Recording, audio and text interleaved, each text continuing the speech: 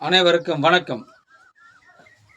முதல்வர் விஜய் அவர்களின் மனைவி சங்கீதா விஜய் அவர்கள் விவாகரத்து வழக்க வாபஸ் வாங்கியிருக்காங்க. சேர்ந்து வாழ்வாங்களா இல்லை சுமூகமாக முடிச்சுட்டு போவாங்களா அப்படிங்கிறது நம்ம காலம்தான் பதில் சொல்லணும். அவங்க விவகாரத்தில் நம்ம உள்நுழைய வேணாம். அது அவங்க பர்சனல். ஏன் அதை பேச வேண்டிய சூழ்நிலை ஏற்பட்டுனா, நேற்று ஒரு செய்தி வந்தது. வீடியோ கான்ஃபரன்ஸ் மூலமாக கேஸை வாபஸ் வாங்கியிருக்காங்க. அதை விட்டுருங்க. அடுத்து நம்ம போவோம். இந்த 900 கோடி ஆதவ் அர்ஜுனா அவர்கள் பேசினாங்களே, ஆதவ் அர்ஜுனா அவர்களும் திரு உதயநிதி ஸ்டாலின் அவர்களும் இந்த 900 கோடிக்கு பதில் சொல்லியாகணும். ஏன்ட்டா 900 கோடி எப்படி கை மாறிச்சு? இது லாட்ரி மார்ட்டின் அவர்கள் கொடுத்துருக்காங்க. அதாவது ஆதவ் அர்ஜுனா அவர்களுடைய மாமனார் கொடுத்துருக்கிறதா கேள்வி எழுப்பியிருக்கிறாரு உதயநிதி அவர்கள். ஏன்னா எதற்காக வாங்கினன்ட்டு உதயநிதி அவர்களுக்கு தெரியலை. ஏன் கொடுத்தன்ட்டு ஆதவ அர்ஜுனாவும் சொல்லலை. ஏன்னா என் மாமனார் பிரச்சனை, எங்கள் மாமனார்ட்ட கிழக்கம் கேட்டுக்கன்னு உதயநிதி சொல்கிறாரு. எங்கள் அப்பாட்ட கேட்டுக்குங்கன்னு அவர் சொல்கிறாரு. எங்கெல்லாம் பார்த்தா கிறுக்கு பய மாதிரி தெரியுது அவங்களுக்கு. எதற்காக இந்த 900 கோடி வாங்கினீங்கன்னு வெளியேறி கொடுவீங்களா? வெளியே பொது வெளியில் சொல்லுவீங்களா? அப்போ தமிழ்நாட்டில் லாட்டரியை கொண்டு வரதுதான் இந்த திட்டமா? முன்னாள் முதல்வர் மு.க. ஸ்டாலின் அவர்கள் இதுக்கான விளக்கத்தை கொடுத்தே ஆகணும். இல்லை நாங்கள் சும்மா விட மாட்டோம், டெய்லியும் பேசுவோம் இதை பற்றி. இந்த 900 கோடிக்கான கணக்கு என்ன, எதற்காக வாங்கினீங்க அப்படிங்கிறத இந்த மக்கள்கிட்ட விளக்கணும்.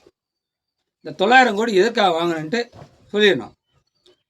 திருமதி சௌமியா அன்புமணி அவர்கள் நல்ல தெளிவாக சட்டமன்றத்தில் பேசக்கூடிய ஒருத்தர். ஏன்னா மேகதாது அணையை பற்றி தெளிவாக பேசியிருக்காங்க அவங்க. ஆனால் மேகதாது அணைக்கு பிரச்சனை இல்லை, ஒன்று இங்கிட்டு நில்லுங்க, இல்லைன்னா அங்கிட்டு நில்லுங்க. எல்லாம் அனைத்து கட்சியும் கூட்டிக்கிட்டு போயிட்டு மேகதாது அணைக்கு நம்ம டெல்லிக்கிட்ட டெல்லியில் முறையிடுவோம் அப்படின்னு சௌமியா அன்புமணி தெளிவாக சொல்லியிருக்காங்க. ஆனால் விஜய் அவர்களை செய்வாரா அப்படிங்கிறத நம்ம பார்த்து தான் ஆகணும். கால கட்டாயம். ஏன்னா காவிரி உரிமை நீர் பறி கொடுத்தது திமுக, பறி கொடுக்கும்போது சிவனேன் இருந்தது அதிமுக. இப்போ தாவேக்கா இதுக்காக போராடாம என்ன பண்ணுது? ஆச்சுன்னா போராடுதான். ஏன்னா விடுங்க, காவேரி தேவையில்லையா, நீ தண்ணி தராத, உன் தண்ணி வச்சுக்க. ஆனால் இங்க இருக்க ஏரி குளங்களை சுத்தம் பண்ணி நம்ம நாட்டில் பெய்கிற மழையை நீர்த்தேக்கம் பண்ணால் நமக்கு போதுமான அளவு தண்ணி போதும். ஆனால் காவிரியை தண்ணி திறந்து ஏன் அவங்களை கெஞ்சணும்? அவன் தான் முடியாதுன்றாங்களே, அப்புறம் ஏன் கெஞ்சணும்? நம்ம ஊரில் இருக்க ஏரி கம்மையா தண்ணி வரணும், அங்கங்கே ஊருக்கு போதும் தண்ணி. ஆனால் நம்ம பண்ணுறோமா? இல்லை. நம்ம என்ன பண்ணுறோம்? அதுக்கான ஒதுக்குற நிதியை இவங்க ஒதுக்கிடுறாங்க. யார்? திமுக ஒதுக்கிடுறாங்க. தாவேகா என்ன பண்ணுவே தெரியல, அப்படியே இருக்கு. அரசியல்ல விளையாடுவாங்க, வார்த்தை விளையாட்டு விளையாடுவாங்க. ஆனால் இங்கே யார் அதிகமாக கொள்ளையடிச்சது, எதுக்காக கொள்ளையடிச்சதுன்னு இதை தான் விளையாடுறாங்க. யார் பிரச்சனைக்கான தீர்வு கிடையாது. ஆனால் பிரச்சனை யார் செஞ்சாங்கன்னு மட்டும் அதை வெளியிடுறாங்க. இது சரியானது இல்லை. நாம் தமிழர் கட்சி ஆட்சிக்கு வந்தால் ஒரு 5 வருஷம் கொடுங்களேன், குறைஞ்சது ஒரு 5 வருஷம் மட்டும் கொடுங்க. எப்படி தமிழ்நாட்டை மாத்துறாரு மட்டும் பாருங்க. எப்படி தற்சார்பு பொருளாதாரத்தை உருவாக்குறான்னு மட்டும் பாருங்க. எப்படி தன் மக்களை வழி நடத்துறாருன்னு மட்டும் பாருங்க. அதெல்லாம் விட்டுட்டு கவர்ச்சிக்கு ஓட்டு போட்ட மக்கள் எப்படா 2500 ரூபா வரும், எப்படா 4000 ரூபா கொடுப்பாங்க, எப்படா 6 சிலிண்டர் வரும் அப்படின்னு கேட்க ஆரம்பிச்சிட்டாங்க. ஆனாலும் ஒரு போராட்டம்னா நம்மளாம் நீட்டுக்கு போராடினாங்க,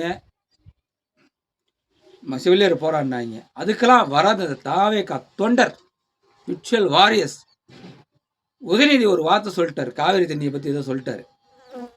ஆனால் அதுக்காக வீதியில் இறங்கி போராடுறாங்க. இவங்க என்ன பண்ணாலும் முட்டு கொடுக்க தயாராக இருக்க வரைக்கும் தமிழ்நாட்டில் ஒரு நல்லது நடக்காது. தமிழ்நாட்டில் நல்லது நடக்கணும்னா, தமிழ்நாடு மாற்று வழியில் நல்லா சிந்திக்கணும்னா, நீங்கள் நாம் தமிழர் கட்சிக்கு தான் வாக்கு செலுத்தி ஆகணும், வேற வழியே கிடையாது. பாருங்க, திருப்பூரில் ஊதிய உயர்வு கேட்டு வடக்கன்ஸ் ஊதிய உயர்வு கேட்டு ஹோட்டலுக்குள்ளேயே சண்டை, என்னன்னே போட்டு உடைக்கிறானுங்க. நீங்கள் வலைதளத்தில் பார்த்துருப்பீங்க, சமூக ஊடகத்தில் பார்த்துருப்பீங்க. இதெல்லாம் வந்து நம்மளுங்க செய்வானா? செய்ய மாட்டான். ஏமா நம்ம நாட்டு மேலே நம்ம மக்களுக்கு பற்று இருக்குது. என்னதான் அவன் தற்குறியாக இருந்தாலும் பற்று இருக்குது. தற்குறினா என்னன்னு தெளிவாக சீமானே சொல்லியிருக்கிறாரு. இதை விட தெளிவாக விளக்கம் கொடுக்க தமிழ்நாட்டில் ஆள் இல்லை. புரிஞ்சுக்கங்க மக்களே. மீண்டும் அடுத்த காணொலியில் சந்திக்கிறோம். நன்றி, வணக்கம்.